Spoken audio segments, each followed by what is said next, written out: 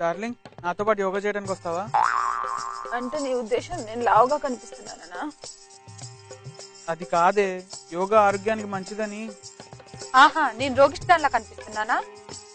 కాదే, పోనీలే, నీకు నిద్ర వస్తుంటే పడుకో. అంటే ఇప్పుడు నేను బద్దకస్త్రాలనేగా? బాబోయ్, నువ్వు నన్ను అపార్థం చేసుకుంటున్నావే. ఓహో, అంటే నేను నిన్ను అర్థం చేసుకోలేదన్నమాట.